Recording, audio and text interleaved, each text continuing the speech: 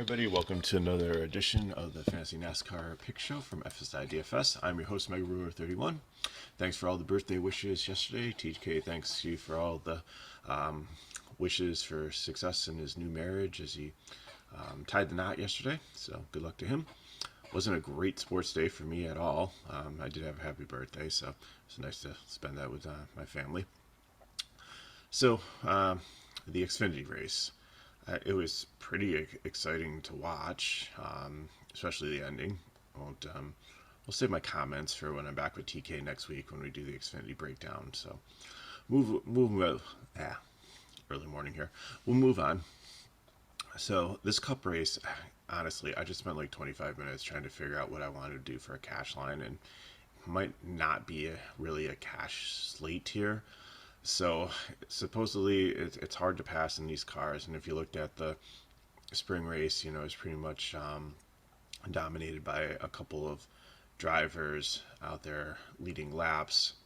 There's 500 laps, so there's a lot of points up for grabs here. So got to make sure you kind of nail it. So I might split my cash up in a couple ways, and it's hard because I want to get some place differential in, and I think there's some really, really good drivers that work well to help with that. And we did see a lot of really good place differential until there was some wrecks in the Xfinity series, and those seemed to be pretty good plays until they couldn't finish it off, and it just turned into a demolition derby towards the end. I don't think the Cup race will as much. I think there are some more talented drivers and less people to mess it up. But with it being a cutoff race for the playoffs, then anything could potentially go, especially if you get to an overtime situation like you had in the Xfinity race. So it's going to start up on top and work the way down. I really couldn't pin down anybody up in the top. I know from past experience in this car and just like in general that it's kind of one of the ones where you're going to see a lot of the lap leaders come from the top. It's like a top heavy race, and potentially, stacking like first, second, and third, especially on FanDuel, could potentially be the winning lineup. But I do believe in some of these guys with place differentials. So I'll just start at the top. It'll go down. Of course, if you have questions, then you can throw them in the chat below. Maybe I'll have an epiphany before a race and I'll post some updates. But right now, I think I finally landed on the lineup that I like, don't love. So Kyle Larson. He's going to be chalky. He's going to be a cash play up here. He obviously has the first position, first pit stall, everything. So definitely advantage there. And he's decent at this type of track, and so I think you could play him. Again, I always worry about the tires. This isn't a high tire fall off track, so I think he'll be okay there. I think the only way you cut down tires is if you rub up against somebody, kind of like Allmendinger did, or at least saw some other people doing. So, and I don't know. I just say it's kind of a good track for him, but maybe I'll take that back. Maybe he's not that great here. Looking at some data, so I think you definitely have to keep him into consideration. With the price being the most expensive guy, coming off the win, he wants to finish this year strong, even though he's out of the playoffs. I think you really need to consider him. So speaking of playoffs, let me take a timeout here and just break that down again. I apologize for not doing that. So right now we've got Joey Logano winning a race, so he's locked in to the next round. Chase Elliott and Ross Chastain have a decent cushion, but I would not call it like comfortable at all. They are only. Let me bring that up quick here. I don't know why my screen refreshed and it disappeared. So we're only talking Chastain has a 19-point advantage over the cut line and Chase 11. So that's pretty thin, and that can evaporate pretty quickly if they get into trouble. So they have some work to do. Probably go for some stage points and stuff, but doesn't necessarily mean they won't be in contention to win the race. So then you have Byron, who's +5, who's in currently. Hamlin, who's -5, who's out of it. They have a little bit of work to do. The battle's kind of probably between the two of them. If Elliott and Chastain are having decent races, and it looks like there's not going to be a new winner from the playoff drivers, then they are going to, well, even if there is a new winner, even if like Elliott wins, then that really doesn't do anything because he already would have been in. So the battle's going to be between Byron and Hamlin. Byron is starting further back, so he's got a lot of more work to do than Hamlin. And then you have Blaney, who's 18 points back, so he definitely has some. That's why he's kind of in like orangish there, because he definitely has some work to do. Probably might be close to getting to the point where he needs to get a win, unless one of these other guys have an issue or two. And then you have Bell, who's 33 points out, and Briscoe, who's 44 points out. They need to win this race. They're in the Eric Jones situation. They have to win, or they're not going to advance in the playoffs at all. Okay, so Chase Elliott. He dominated here in the spring race. He's done really well on these flat concrete tracks. So I think out of all the guys up here, he would be my favorite. 11-2 is kind of hard to put in. Chase Briscoe, I think that he's going to be very, very popular at the price point, at the point where this is a short track and you need to shift, and he is really, really good. TK and I have talked about this through videos throughout the year. He's really done well with shifting. He did well on the super, super short track and Clash at the Coliseum. Before he had like a mechanical issue with the car, but we haven't seen any real mechanical issues. The rest of the year for him, he's been good with that, so that was kind of a fluke, I think, early on with the new car. So I think he's definitely in contention, and I think that a lot of people are going to pair him with either Larson or Elliott or Blaney up here. I like Blaney also. Blaney's led laps here. He's good on this type of track. He's good on short track. He was second in practice. So I think a combination of three of the guys, if you want to put Briscoe in there, I don't think Blaney, Elliott, Larson would be some weird GPP, because you're going to be like filling out the rest of your lineup with absolute hot garbage at the bottom. Mathematically, you're like using up a good chunk of your salary there. So I think two of these guys definitely. Probably the most common pairing would be Larson and Briscoe, followed by Elliott, Briscoe, and then I think the final one would be Elliott and Blaney.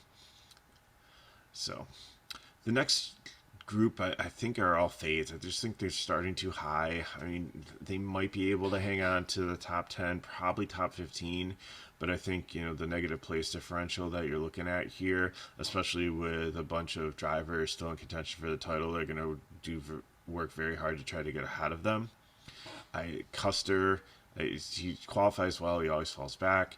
Brad Keselowski, he's really trying and testing things for next year pretty much. He does have a decent history here. Suarez, he ran well here when he was in Gibbs, so this track out program's been fast, but I don't know. I think he's going to go back a little bit. And Kevin Harvick, like, he's only 30th in practice. Again, did they just set up this car for qualifying for single lap short run speed just to get a good qualifying position, just to kind of stay up there high? So to keep track position, I don't know. Ross Chastain, I think, again, his practice was the 18. I believe it's the same thing with Cup as it was with Xfinity.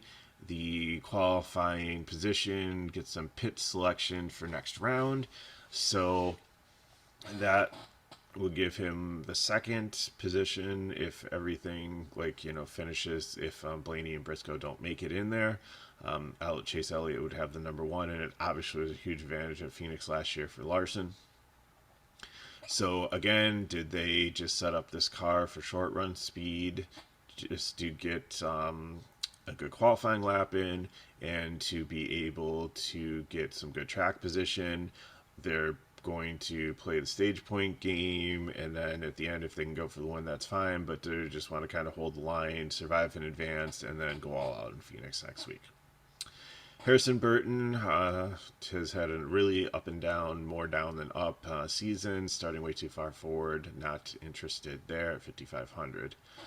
Denny Hamlin, very interesting. Fastest in practice, not great in qualifying. Again, maybe the car's set up for more long run speed, which is good because he could potentially on older tires knife through the field there. I think he's going to have high ownership. I think there's place differential upside, and I think he definitely could lead this race at some point. So I think there's a lot of potential there, but again, it's just hard. So keep him in your mix for dominators, but you definitely want to have somebody closer up. And if you think that he's going to kind of close and be like the wave 2 leader, then maybe he stays out. And we saw that, like, again, tire fall off isn't Gregson, I did believe, stayed out and or pitted earlier than some of the other ones did, and he was able to go out there and hold the lead from Gibbs and Jones in the Xfinity race for a while until they caught him and passed him. But that could still rack up some dominator points for you there.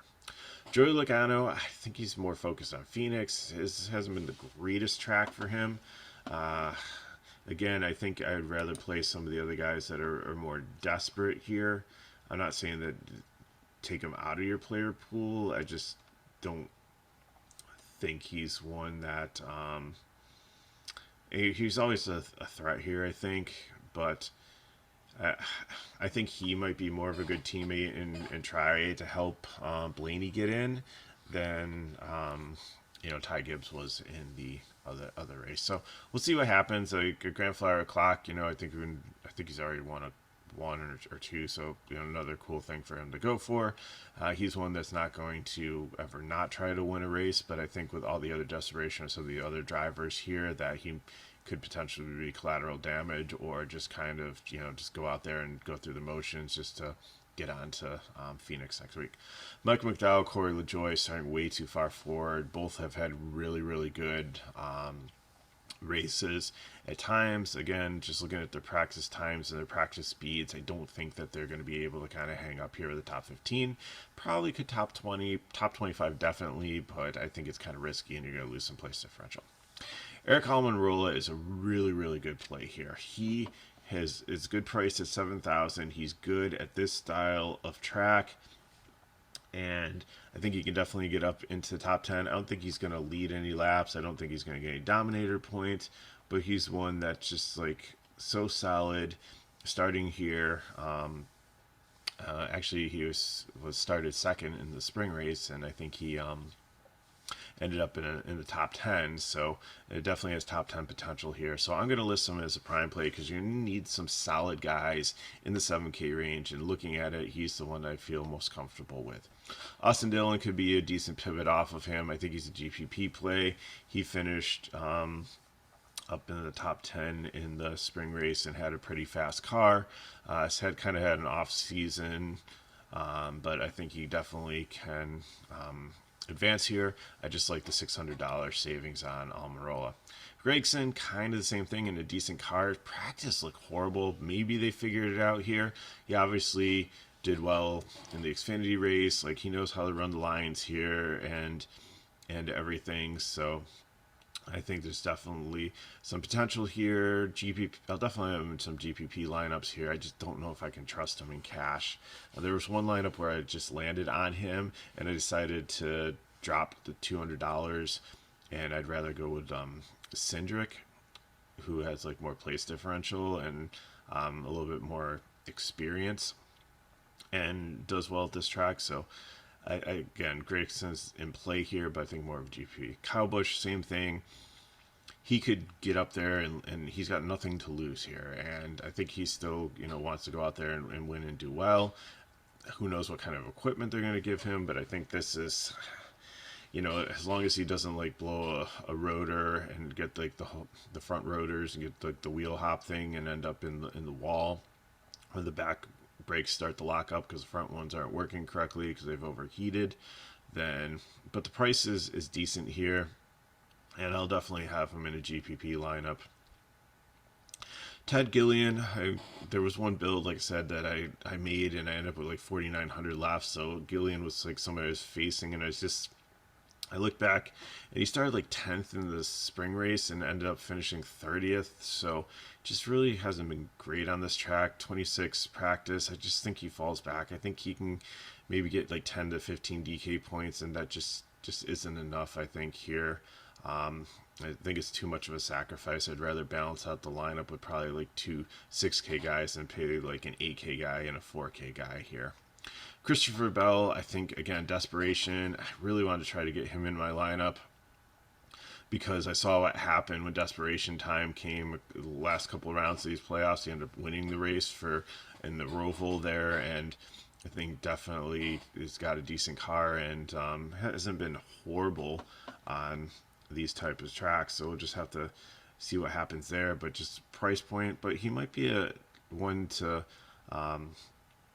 If you don't want to follow me with my prime play with Byron, who I think has led laps and had a really really fast car here in the spring, and I think can definitely work his way up and get some place differential and maybe even lead some laps, and has a lot of work to do to try to get into the playoffs because he's chasing Denny Hamlin and they're starting out with a 14-point difference or place differential difference for points there.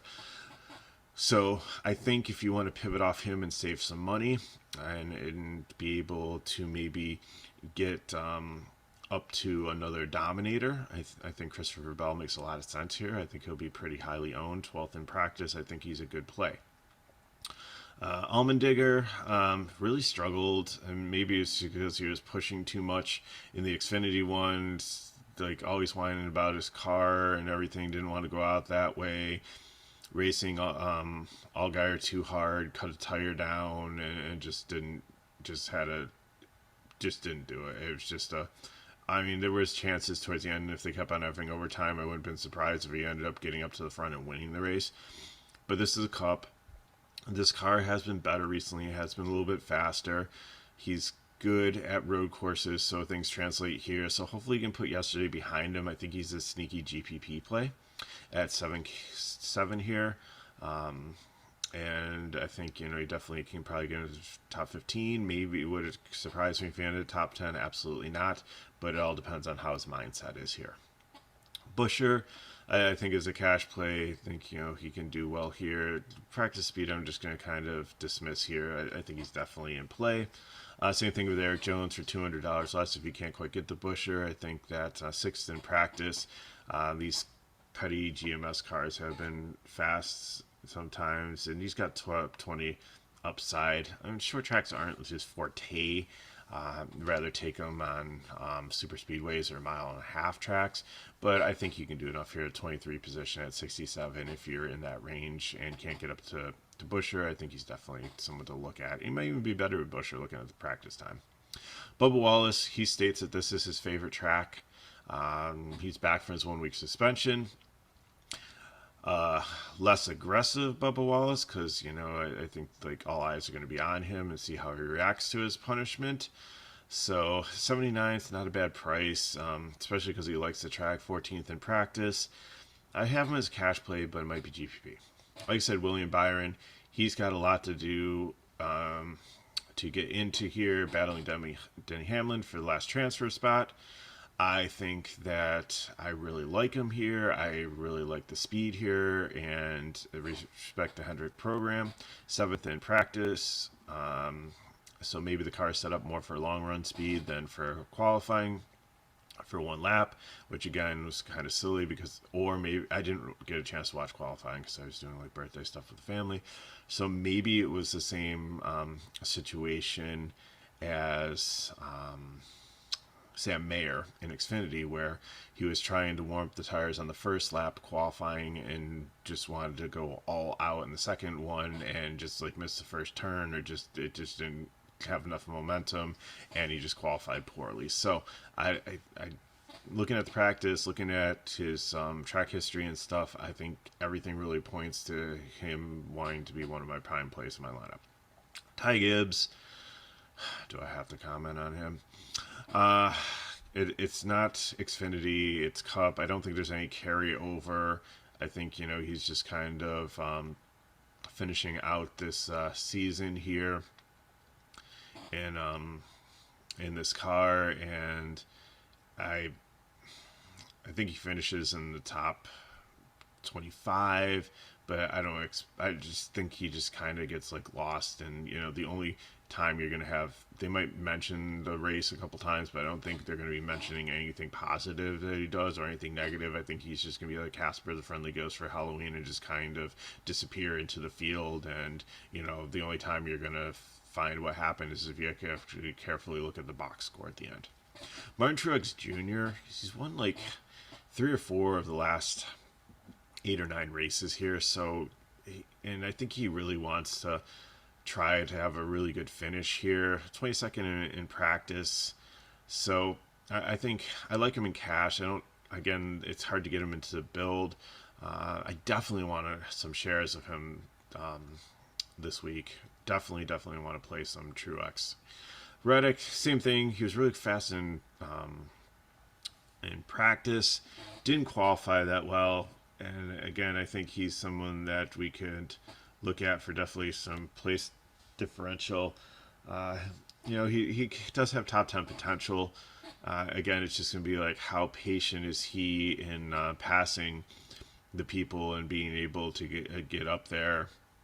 But again, they have nothing to lose. Maybe go with a alternate pit strategy, stay out when other people come in, pit early. There's a lot of different things he could do there. So I think he's a cash play. But again, you're probably gonna want to go like Briscoe if you're like looking for an 8K guy. But he's definitely a pivot off of that with some place differential. Especially again, like you said, if you don't want to pay 10-8 for Byron and you want to pay for the more guys up top, I completely understand that. If you want to take a cheaper place differential guy like Reddick or Truex, that works too. Justin Haley, I think, is the safest under 6K. That's why I'm going to give him the prime tag here. I think he can definitely move up into the top 25, keep it clean, have a decent race, and be able to be in the winning lineup, opening up some value first to get some higher price guys in. Cindric, again, like him down here also. He was very good here in the Xfinity series, and no reason not to play him for cash. I think he definitely stands out among the 5K players down here. Stenhouse, same thing. It's not his track type, but hasn't had a great season. But he's better in the 5K range than trying to take some of the rest of these guys. Ty Dillon, same thing. I think he's going to be super, super popular. I think Stenhouse is a better driver and has a better team and equipment potentially here, but Dillon is still trying to finish strong before he goes into the 77, which Cassell's in right now next season. And I think the rest of these 4 guys are just fades. Like if I took any of them, I'd probably take Cody Ware just because he has that baked in 4 points there, and you can't lose you anything. And he's much cheaper than Weatherman, who started last and was doing really, really well until he wiped out. So I wouldn't be surprised if Cody Ware wrecks at some point. BJ McLeod's just going to fall back and like lose lap out. He could finish the race with a clean race car like 20 laps down. JJ Yaley has just had a bad run of form in both Cup and Xfinity recently, wrecking cars, and Cassell, I just don't like. He wrecked in Xfinity, had the whole wheel hop thing, but that seemed to be like a Cully Xfinity issue in those cars. And I just don't see him doing super well here. So, again, it's a tough breakdown. Just play around with the guys up top just to try to get like 1 or 2, at least try to, probably need 2 dominators here. I don't think somebody's going to go out and dominate the whole race. So try to get 2 guys up top, get a little bit of place differential in, get some of the value guys like Almirola and Haley in. I think they're the safest floor plays for you. But if there's some other decent guys, like if you need to save a little bit off of Almirola, like I said, Busher and Jones is right there. And then if you think Byron's too much for place differential, which I think you really want to stick to your championship guys, and I'm just going to build a couple of GPP lineups with just, try to jam in as many championship guys as I can, barring Logano, just the more desperation guys, just to hopefully they, do everything that they can to get up to the top and finish as best as they can. Hopefully that, garners enough DK points to be able to cash. So, good luck in your contest. As always, leave questions below. Hit me up at Twitter at Megagoro31. If you want more information on FSIDFS, check out the description of the video. It's all there for you. We've got a lot of great content going on this time of the year. And we'll see you next week for Phoenix. And hopefully we'll have all the information so we can do a truck and we can do an Xfinity and one last Cup video. So appreciate you guys watching. Still this deep in the season. I know with NFL, college football, NBA, Major League Baseball playoffs, soccer, all the other things going on, that there's so many other things that you could be focusing your attention on. So appreciate you watching the video. Good luck in your contests, and you know how to get a hold of me if you have any questions.